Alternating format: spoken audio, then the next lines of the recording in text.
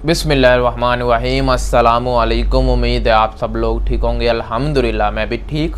तो आज की हमारी जो वीडियो है वो है कतर में आज़ाद वीज़ा और विज़िट वीज़े पर कतर आना चाहिए या नहीं आना चाहिए। और दूसरा सवाल है, क्या आज़ाद वीज़े पर और विज़िट वीज़े पर जॉब मिल जाती है। ये दो सवाल इस वीडियो में मैं क्लियर करूँगा। और बहुत ज़्यादा लोग इस वक्त आज़ाद वीज़े और विज़िट वीज़े पर कतर में मौजूद हैं और उनके कमेंट आते हैं इंस्टाग्राम पर। माजरत कुछ लोगों के जवाब नहीं दे पाता क्योंकि इंस्टाग्राम पर बहुत ज़्यादा मैसेज आते हैं, तो इसलिए मैसेज कुछ छूट जाते हैं। और दूसरा, मैसेज में हेलो हाय और सलामो अलैकुम के अलावा और कोई मैसेज नहीं होता। आप सिर्फ अपनी जो सवाल होता है, आपकी जो बात होती है वो ही लिखें, क्योंकि और भी लोगों के कमेंट होते हैं वो फिर मैं जवाब नहीं देता, हेलो हाय का नहीं देता। मैं आगे से क्या मैसेज करूं, हाय फिर आगे से आएगा हाउ आर यू, इस तरह लंबा प्रोसेस आप करते हैं। तो ये दो सवाल हैं, आज़ाद वीज़ा और विज़िट वीज़ा पर कतर आना चाहिए या नहीं आना चाहिए। दूसरा, आज़ाद वीज़ा और विज़िट वीज़े पर जॉब कतर में मिल जाती है। तो अगर आपको नहीं पता तो मैं आपको बताता चलूँ कि मैं कतर में मौजूद हूँ और कतर के बारे में इंफॉर्मेशन वीडियोज़ बनाता हूँ ताकि आपकी हेल्प हो। तो आज की हमारी जो वीडियो है वो इन्हीं दो सवालों पर है।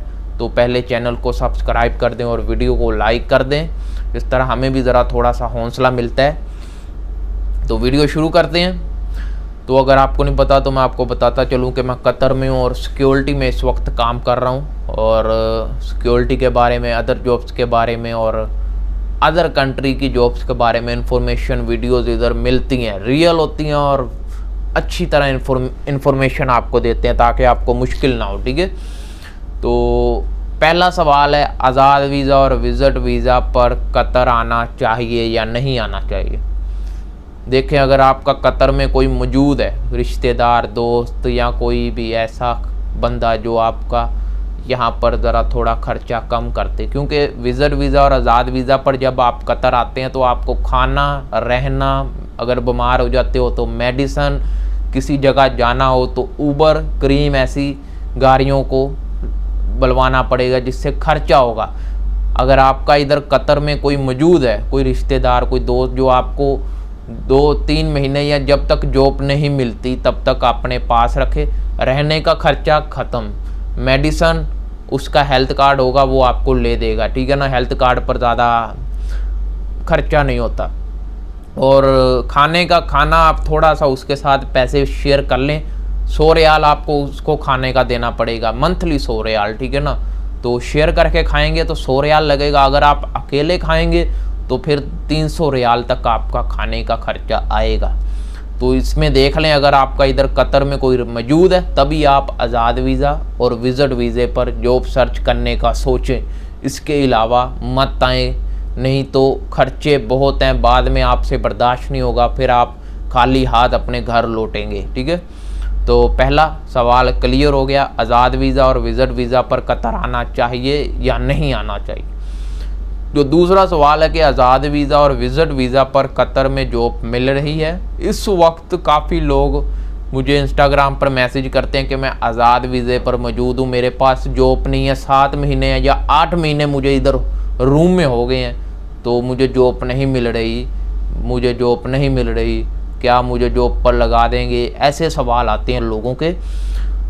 देखें, आज़ाद वीज़ा जैसे मैंने पहले बोला, अगर कोई जानने वाला कतर में मौजूद है तभी आए। अगर कोई आपका जानने वाला कतर में होगा आपको जॉब इजीली मिल जाएगी, उसी के काम में मिल जाएगी, भला परमानेंट ना हो, 2-3 महीने या 6 महीने मिलेगी। आप फिर अलग जॉब भी सर्च कर सकते हैं। ठीक है, अगर आपके पास एक जॉब होगी वहाँ से पैसे आएंगे, अलग जॉब भी आप सर्च कर लेंगे। अगर उससे अच्छी मिलती है तो आप कतर में जॉब चेंज करके उधर जा सकते हैं। ठीक है, दूसरा सवाल क्या है हमारा, आज़ाद वीज़े और विज़िट वीज़े पर जॉब मिल जाती है। बहुत कम चांस हैं कि आपको मिले, क्योंकि यहाँ पर इंटरव्यू जो कतर में होता है वो मुश्किल होता है।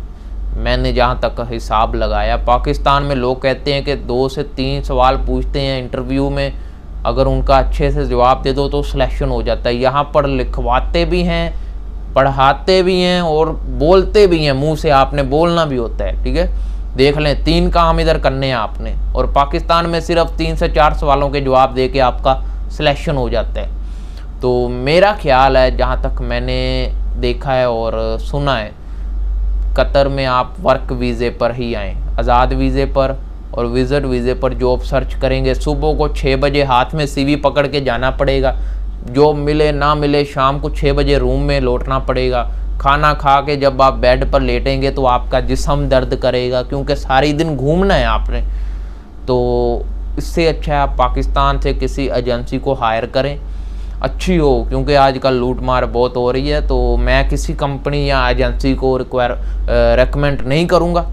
आप खुद तलाशें अपने एरिए में, अपने नज़दीक किसी सिटी में, क्योंकि बाद में फ़्रॉड हो जाएगा। आप कहेंगे गल्फ़ ठिकाना भाई ने, अवैस भाई ने हमें ये एजेंसी रेकमेंड की थी, ये हमें फ़्रॉड कर गई। मैं कोई एजेंसी, मुझे काफ़ी एजेंसी वालों के भी मैसेज आते हैं कि आप हमारी एजेंसी का नाम ले दें या नंबर शो करा दें। मैं बोलता हूँ जी नहीं, बाद में ये पैसे लेकर भाग जाएं, आप लोग तो मुझे पकड़ेंगे ना, और कतर में भी मेरा काम ख़राब होगा। तो इसलिए मैं सिर्फ इन्फॉर्मेशन वीडियोज़ बनाता हूँ, आपको इन्फॉर्म करता हूँ। पहला सवाल क्लियर हो गया कि किन लोगों आज़ाद वीज़े और विज़िट वीज़े पर कतर आना चाहिए या नहीं आना चाहिए। दूसरा सवाल, आज़ाद वीज़े और विज़िट वीज़े पर कतर में जॉब मिल जाती है या नहीं मिलती। दोनों सवाल इस वीडियो में क्लियर हो गए होंगे। तो उम्मीद है समझ आई होगी किन लोगों को आना चाहिए और किन को नहीं आना चाहिए। ये वीडियो देखकर समझकर फिर भी वो पैर रखते हैं कतर में, आज़ाद पर, विज़िट पर, और इधर उनका कोई जानने वाला नहीं है, तो फिर उनका कुछ नहीं हो सकता।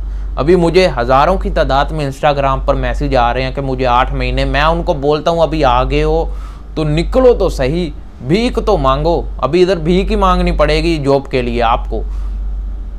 मैं मजाक नहीं कर रहा, मैं सीरियस होकर बात कर रहा हूँ कि अगर आप इधर आए हैं तो अभी जाएं किसी होटल पर, जहाँ पर भी आपने कोई जहन में रख के आए होंगे, कोई जॉब जहन में रखी होगी तभी आए होंगे, उसी फील्ड में उसी ऑफिस को विज़िट करें, उनको बताएं मैं इधर मौजूद हूँ, मैं इधर काम करना चाहता हूँ। उनसे भीख, इधर कौन देख रहा है, इधर आपने काम करना है, ठीक है।